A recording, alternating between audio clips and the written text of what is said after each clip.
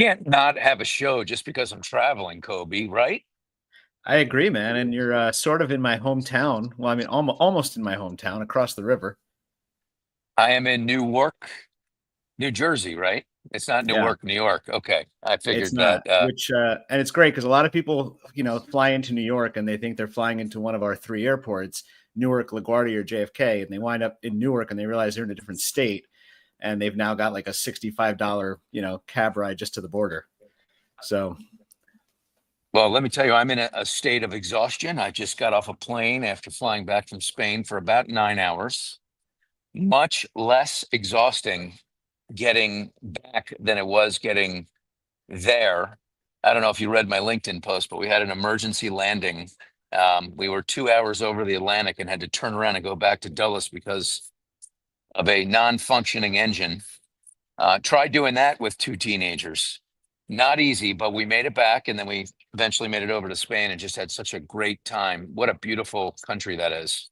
that must have been harrowing. Was there any like hesitation getting on for the return trip? Like, did you have it in the back of your mind? Like, what if we don't make it here? Like, what if the engine fails? You're talking about getting on another plane to go back out. Yeah, yeah, Like, and then yeah, and then yeah, and then no, coming back home. no, because we had kind of been through it before. Um, when we were heading to Europe 2 years ago, we were on the runway and started to take off, and then the captain stopped the plane, brought it back, and checked the engine out. There was some kind of problem, and then eventually, I wanted to get off the plane. This was 2 years ago. I was like, "I'm done. Take me home." Yeah, And at the time, my 13-year-old son, who's now 15-year-old, was like, "Dad, don't be a puss. Like, go. It's not going to happen again." So I'm like, you know what? I'll man up. So I did. We made it over eventually. So I was fine. Whatever. It's flying is safe. I tell my kids that all the time, yeah. even though it doesn't, even though you hear all these stories. But you just flew. Let's get right into the good stuff. You just had some flights back and forth from MasterMind in Vegas, and I saw you posting a lot. You take the best posts, the best pictures. You hang out with the most beautiful people. Tell us about it. How was it? Yeah, well, that strategy is, I got to make myself look better. So that's a very clear and pointed strategy. That's why there was recently a picture of you and me and Larry in there. We gotta Yeah. do what we can with what God gave us. And then put some good lighting and good people around us. Mastermind was awesome, man. I mean, they've been running that conference forever. And I really wanted to go see what originators are talking about. I'm removed from the daily grind. I don't manage loan officers anymore. I haven't originated a loan in years, but I'm still very connected to them. And I mean, that's at my heart what I'll always be. And so I wanted to see what the origination community was talking about. I wanted to see what the vibe was. I want to see how many people would show up. I'm always curious about that. It's late June in Vegas. It's 115 degrees. Who's showing up for this thing, right? And I mean, there were hundreds. I mean, I don't know what the exact number was, but I would say, if I had to guess, somewhere between 500 and 700 originators from the loan officer level to the regional VP level. And so, I know the talk about we don't want to send LOs to these things, so they just wind up getting recruited. But if the quantity of people is any indication, there's a lot of momentum in mortgage to be like, all right, we're in year 3 of this. We've got to figure out how to make money. We've got to figure out how to dive deep. You saw I put some of the stats up there. We've got half of our loan officers in this country are on an annualized income of less than $43,000, which is, abysmal. You can drive an Uber and make more money, right? But they're sticking in it because they know how good the years are before that. And they know that if they keep digging deeper, they're going to find a way to, be on top of that median, because the top 1% of loan officers are closing 70 million a year. The top 25% of loan officers are closing, are still making 6-figure income. And if you just get into that top 5%, you're making, north of $300,000-$400,000. So there's still a lot of money to be made in this industry. Our numbers are shrinking. There's no question. Only 169,000 LOs have even closed a loan in the last 120 days. And that number down, I think it's 28% from a year ago, which was down 31% from the year before that. So, think about an industry that's been decimated in its hours, but the energy at this conference, if you walked in not knowing anything you would be like, man, this is a great industry to be in. I want to be a part of it. And you see guys like McMahon and Tim Brahim and Barry Habib getting on stage, guys that were influencing my behavior as a loan officer 25 plus years ago. And that's a separate conversation. I'd like to see some younger people influencing our next generation of loan officers, but that's a whole separate podcast. But you see these guys, and it's the same message: do right by your customers. Come with information, not just wisdom. Be data driven. Be authentic. Be honest, and put them through as great a process as you possibly can. And you'll earn repeat business. You'll earn that trusted advisor role, and you'll rise to the top of the ranks. So the formula is still the same no matter the market. You're data rich today. That was some great stat sharing there. Do you have a prediction on where it lands? I think we're going to get to a place where there are fewer loan officers and agents doing a lot more business. Yeah. But I don't know where it ends. I mean, how many LOs are licensed now?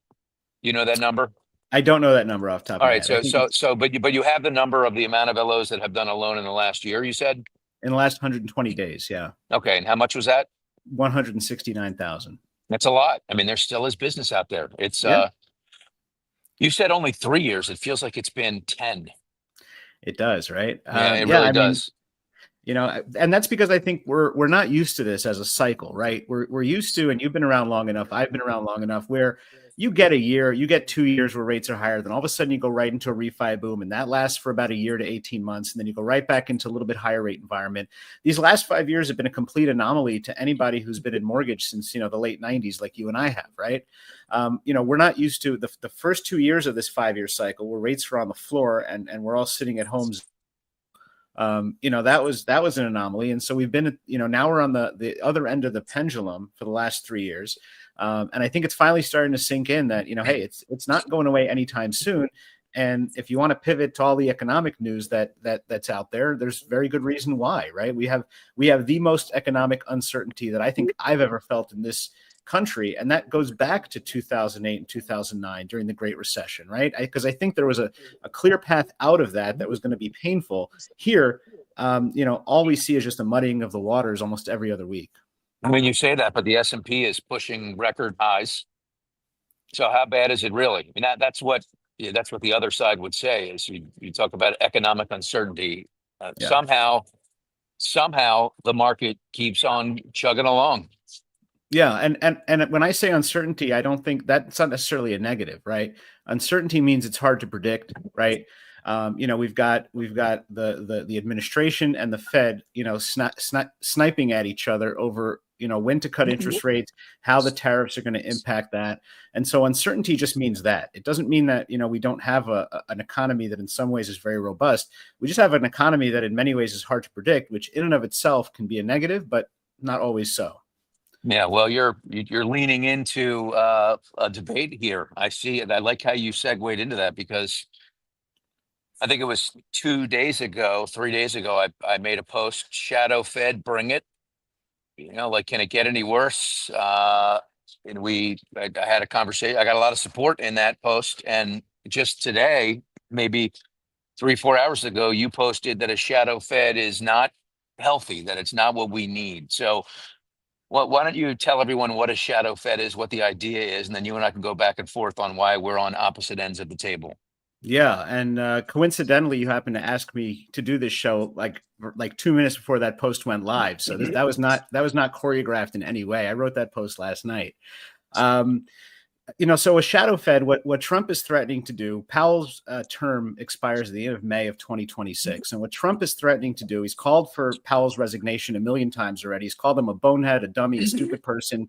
Pulte a couple of weeks ago called for his resignation. That's a different discussion too.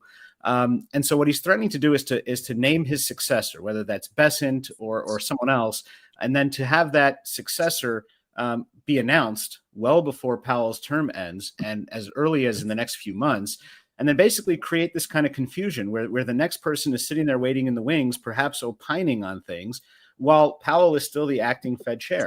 And so he's doing that specifically to muddy the waters and to put pressure onto the Fed, and to sow some discord, which is, one of the administration's favorite things to do. And that's going to tend to roil the markets. And so if you're asking why I'm against it, I'll reference something that I put in the post today, and that is Richard Nixon and Arthur Burns. Burns is named as the Fed chair in 1970s, a good friend of Nixon. They're political allies, they're personal friends. And Nixon wants to win the 72 election, but he wants the Fed to lower interest rates because, he wants a good economy going into the reelection. He pressures Burns to do it. Burns does it because he's his pal and Nixon is a bully. And Nixon wins the 72 election in a landslide. And it turns out that the ramifications from that over the next decade were horrific. Just ask anybody trying to buy gas in the 70s or get a home mortgage in the late 70s, early 80s. And that translates right back to the pressure that the government put, or the administration put, on the Fed to do something that may not have been in the best interest of the long-term economy. And that's really what the Fed is there to do. The Fed is there not to guide political cycles and not to guide, what a president wants to enact to make sure that his campaign promises are fulfilled, but to steady the hand of the American economy. So, I think a little bit of pressure is okay because I think public debate's okay, but naming a shadow Fed chair just to continue to put that pressure on the Fed and wield political influence, I think is a terrible idea. Well, you're going back 50 years. So Yeah. Certainly a lot has changed since 1972 or, the early 70s. And I think the thesis around my post was Trump has already called him every name in the book. You just mentioned the director of the FHFA has called him some names, and many, many other people in the Trump camp. So what's one more? When you use the term royal, it's going to roil the market. I just don't know. I don't. And then in the outside chance that Powell is letting all of those insults get to him, and look, he's human. I understand he's got a responsibility to the American people. And I think he's fine. But at the same time, he's been wrong a couple of times, as I pointed out in my post. He was wrong with inflation being transitory. He was wrong with that last tranche of QE that he gave out, and we're still paying the price for that. So I just don't know. I don't think that having someone else step in. I'm less concerned about and this is going to surprise you, but I'm less concerned about a shadow Fed than I am about what the person's going to do once they're in office. That scares the shit out of me, because if you have somebody in there that drops rates to a 1%, 0%, just so Trump and his friends can get richer, that could potentially lead to a lot of problems. Could lead to, unless we grow our way out of it, which, obviously it's, we've got the big, beautiful bill, which is also out there too, which I also wrote about recently, which, is going to raise the deficit another $4 to $5 trillion, potentially be at 40, trillion by the end of his term, and potentially 50 trillion in the next 10 years. Where does it end? And that concerns me. Can you speak at all to what would happen if the new Fed chair got in there and just started lowering rates 100 basis points at a time? Is there any potential positive outcome that could come from that? No, unless it's in lockstep with economic data, right? And that's why I bring up the argument from 50 years ago, because that's exactly what happened when you manipulate the markets when they're not ready for it. You get long-term tremendous pain. And you said something about, what's one more thing, right? He's already called them names. He's already, he's been on top of him in every possible way. Well, the one more thing could be that it pushes them deeper into a hole for them to actually do something when it's time to do it, just to show that they're independent. And so that one more thing could lead them to be even more defiant, just to demonstrate their independence. And that's my worry, is that they don't do what they're supposed to do because they're trying to prove a point. Well, so back to my question. Yeah. You get a new Fed, because Trump has been blatant about, hey, I'm going to get somebody in there that wants to cut rates a lot, and there are a lot of people that want to do that. Yeah. There are ramifications that spread throughout the economy and the global economy as well. If money's too cheap, are we ready for that? Like, what's going to happen to housing in particular? I guess, if we look short term at a positive outcome, it would be if rates could get down into the 4.5% range, you'd have an awful lot of people that could suddenly refinance. And that would certainly spur activity and get IMBs more profitable. Not that anybody cares about that, but I mean, and then the other side of that is that going to lead to more inflation in housing? We're just now starting to stem the tide, right? We went from 24% appreciation several years ago to what was it, 4%, last year, maybe 2% this year. We're certainly, it's a toss up right now which direction it's heading. It looks like certainly it's going down. So if you pour some gasoline on that, you could start a whole nother fire. Yeah, it's interesting when you think about it. Our industry is one of very competing interests, right? We want bad economic news to a point, right? We want bad economic news to the point where it drives interest rates down and we get refinances out of it. And that's kind of always been the cyclical nature of our business. The savior of our business is, stay alive till 25. Stay alive till 25 was a mantra because rates will come down a little bit. It'll unlock a whole bunch of refinances. If it comes down even further, it'll unlock a whole bunch more, right? But in the broader context of things, we also want to root for a healthy economy and an economy that's sustainable. I think certainly adding to the debt, lowering taxes for the wealthiest in our country at the expense of that, and then there's the other side of the spectrum, which is the unfettered spending, right? And so you're either not bringing enough revenue or you're spending too much. But the bright side is that we have enough capital on the world stage to be able to sustain some of this, at least for the short term. And perhaps we can start making the right moves. We have had a budget balance. We've even had a budget surplus in our lifetimes, right? Clinton did it in the 90s. He actually left office with a surplus in the budget. So it is possible, even with massive deficits, but you can't spend your way out of it and you can't tax cut your way out of it. You've got to be more balanced about it. A Fed chairman coming in who's just going to do what the boss wants, right? And that's really the only criteria for the job right now. Right. That is the one question in the interview is, are you going to cut interest rates? And the answer for any incoming person who wants that job has to be, I'll do whatever you want, my man, or, you're not getting that seat. And so I worry about that undue influence from administration to the Fed, whether it's a shadow or whether it's the person who's actually sitting in the chair. And I worry about Congress, making moves that are just there to get themselves reelected. And that's if you've ever read Thomas Sowell, Applied Economics, he talks about the unintended consequences. These are all unintended consequences of politicians trying to get themselves reelected. That's all this is. And then even within that, if you look at the big, beautiful bill and you see the argument going on over the SALT, the state and local taxes, you can even see those divisions within the Republican Party, those that live in more moderate left-leaning areas and those that live in more rural red areas. And so, we're seeing fractures within our political hallways that that may take decades to repair, but it's the unintended consequences of these people just trying to get to the next election and just trying to not get outflanked in the primaries that I think is going to have long-term negative effects for our economy. Well, and could there be more unintended consequences looming from what Director Pulte talked about last week? And that is crypto in housing. So he said that Fannie and Freddie was going to have them look at potentially allowing crypto to be used. I'm not sure he got drilled down that specifically. I mean, I think certainly it can be used for source of funds on a down payment, provided that you take that money out. I mean, I think what people miss is that you can convert that into USD in seconds.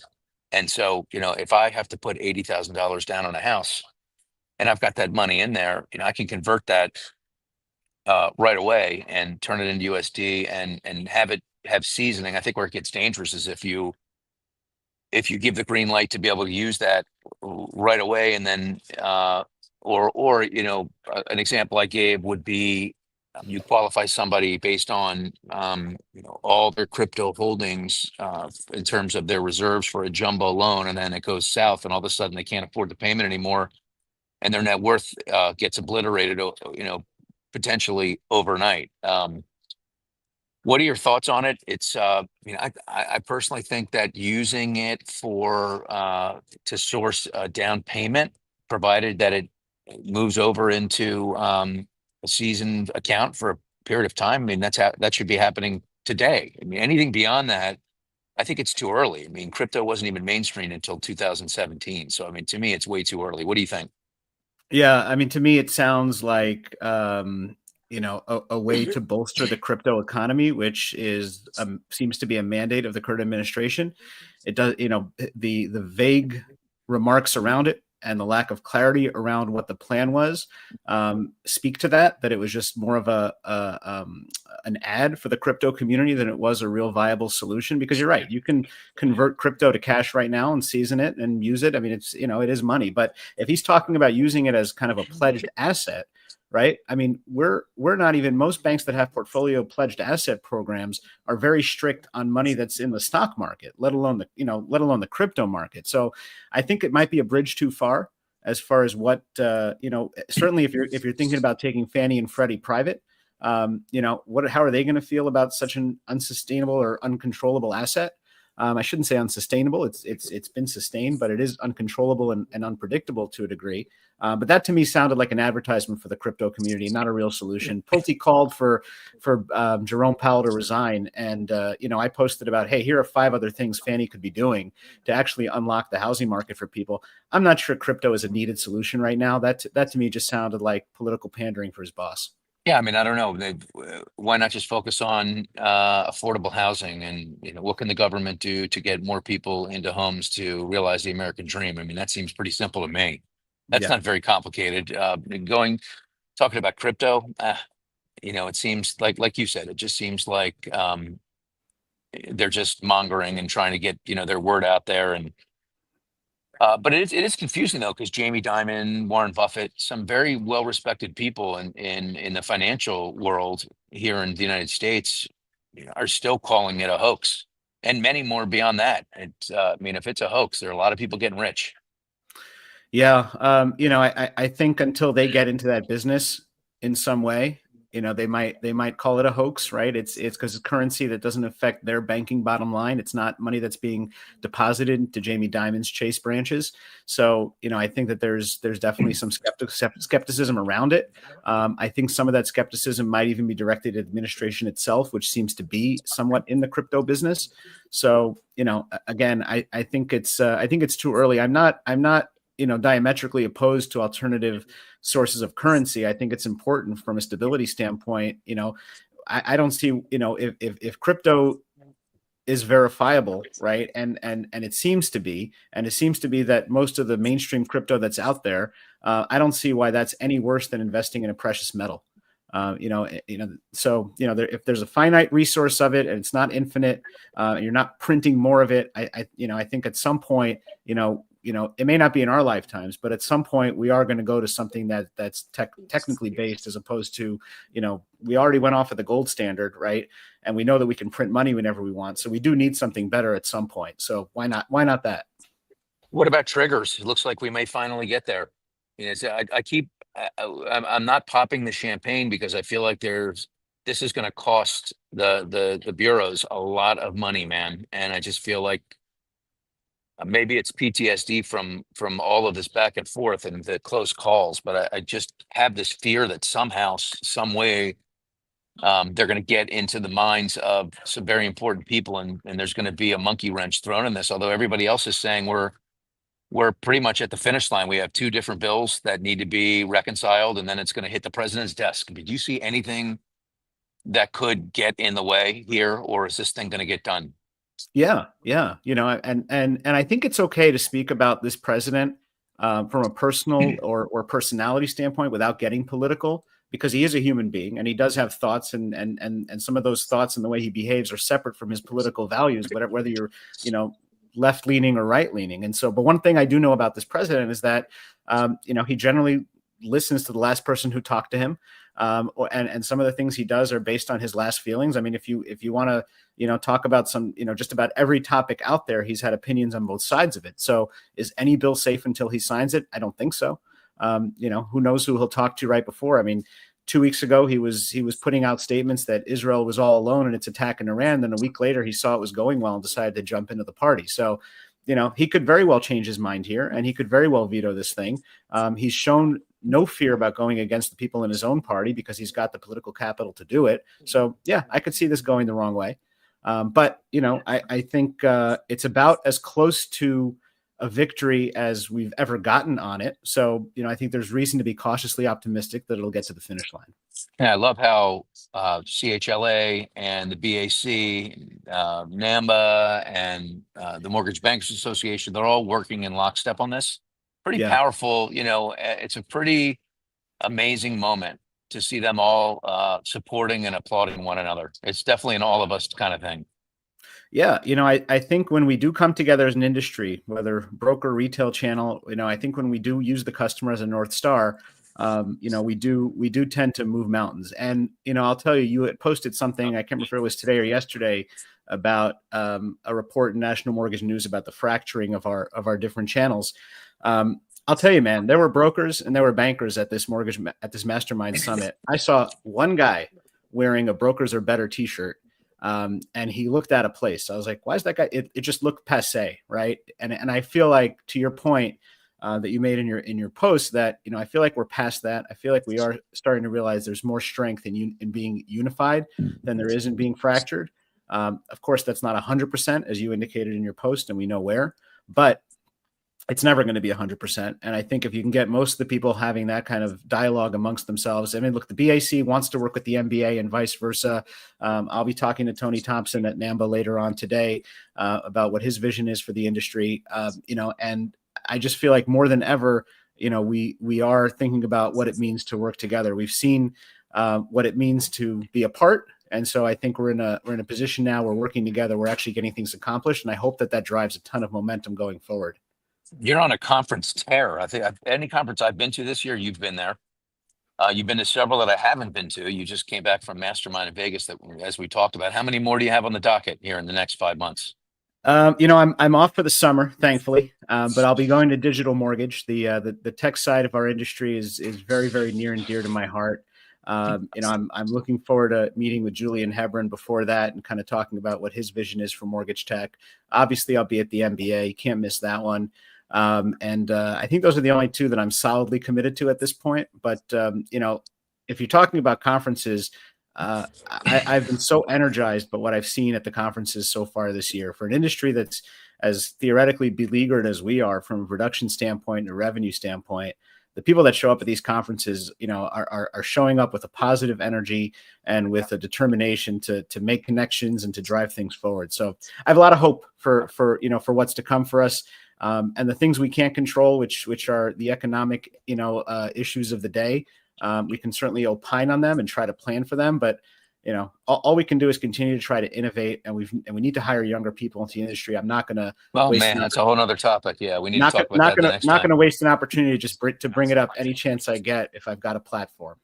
No, that's great. Well, you're pretty good at this. I've enjoyed this. This has been amazing. I appreciate it very much. Tell everyone what T360 is and what your role is there.